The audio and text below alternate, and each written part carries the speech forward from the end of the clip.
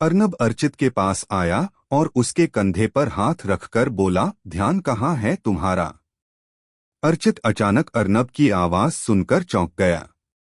वो हड़बड़ाते हुए बोला, वो भाई आप। मैं। दी ने आपको बर्थडे विश किया है।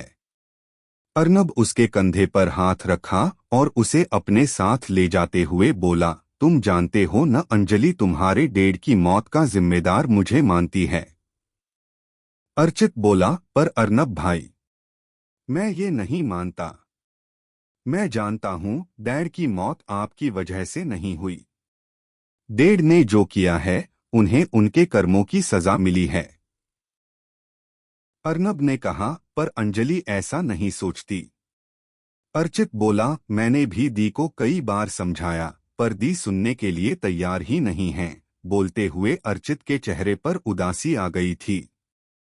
अर्नब ने उसे समझाते हुए कहा, अंजलि के मन में हमारे लिए नफरत भरी है।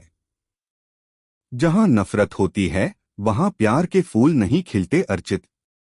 अर्नब ने जैसे ही ये कहा, अर्चित उसकी बातों का इशारा समझ गया। उसने अपना सिर झुका लिया। बेहतर होगा तुम उसे भूल जाओ। अपनी बात पूरी कर अर्नब जाने लगा। तभी अर्चित उसे रोकते हुए बोला, क्या आप कभी अनिका भाभी को भूल सकते हैं? अर्नब उसकी बात सुनकर रुक गया और पलटकर उसे देखते हुए बोला, वो मेरी वाइफ हैं। अर्चित बोला, और वो मेरी जिंदगी। अर्नब फिर अर्चित के पास गया और उसे समझाते हुए बोला, अंजलि कभी इस रिश्ते के लिए हाँ नहीं कहेगी। अर्चित सीरियस होकर बोला, उन्हें मनाने की जिम्मेदारी मेरी है। पर आप मुझे प्रॉमिस दें, अगर दी मान गई तो आप भी मान जाएंगे। आप मना नहीं करेंगे। अर्नब उसकी आंखों को पढ़ पा रहा था। उनमें अध्या के लिए बेशुमार प्यार भरा था। उसके कंधे पर अर्नब ने 2 बार थपथपाया और जाते हुए बोला, पहले उसे मनाओ। अर्नब की इस बात ने अर्चित के चेहरे पर चमक ला दी थी। वो मुस्कुराने लगा था। तभी उसकी नजर कुछ दूरी पर खड़ी अध्या पर गई। उसके होठों पर भी हल्की मुस्कुराहट थी। अध्या और अर्चित दोनों ने एक दूसरे को देखा। 2 आंखों ने कुछ कहा और 2 आंखों ने समझ लिया। अर्नब वापस अपनी जगह आकर बैठ गया और सबसे बातें करने लगा। आराधना, रचना और मीना तीनों अनिका की मां सुमित्रा से बात कर रही थीं। शादी में दिन बहुत कम बचे थे और तैयारियां ढेर सारी करनी थीं। रमन सुमित्रा से बात करने के मौके तलाश रहा था, पर उसे एक मौका भी उनसे बात करने का नहीं मिल रहा था। इसी चक्कर में वो इधर से उधर टहले जा रहा था। इधर वो लड़का पार्टी में आकर किसी को ढूंढे जा रहा था। उसकी काली आंखें किसी को तलाश रही थीं और तभी उसकी नजरें अनिका पर जाकर ठहरीं। वो उसे देखकर हौले से मुस्कुराया और अनिका के पास जाने लगा। वो जैसे ही अनिका के पास गया, उसे अनिका के बगल बैठा अर्नब दिखा। अर्नब को देखकर उसकी मुस्कान और गहरी हो गई। वो अर्नब के पास आया और उसके कंधे पर हाथ रख दिया।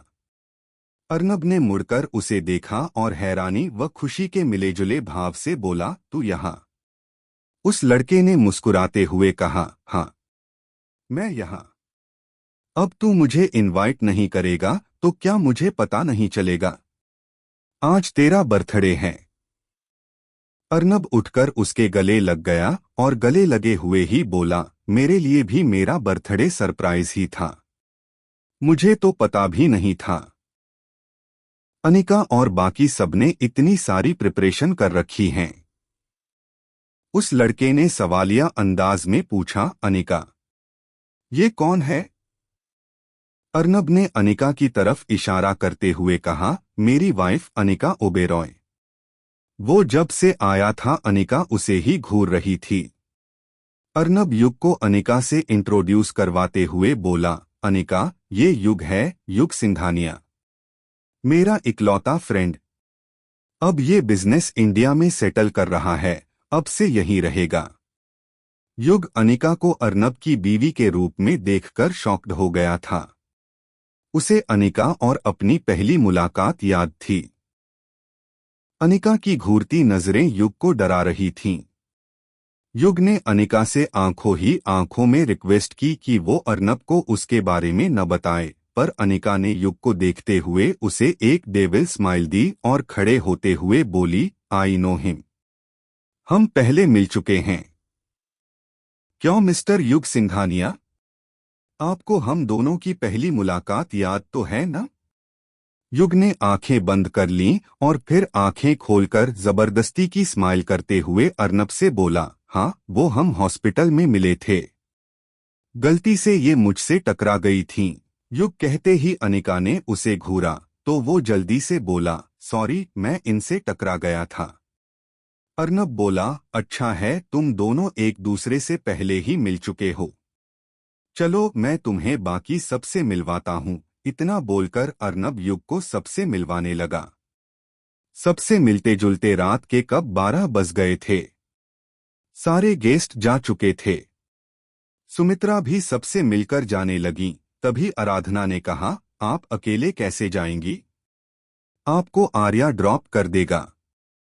रौनित ने जब ये सुना तो वो मुंह बनाकर अपना हाथ आपस में रगड़ते हुए बोला, चांस मिस हो गया। अर्नब उसके पास से ही जा रहा था। उसने रौनित के कंधे पर हाथ रखते हुए मुस्कुराकर कहा, कोई नहीं, फिर मिल जाएगा। अर्नब की बात पर रौनित शर्मा गया। आगे जानने के लिए सब्सक्राइब माई चैनल और बेल आइकन को ऑन कर ले ताकि कहानियों का सिलसिला चलता रहे।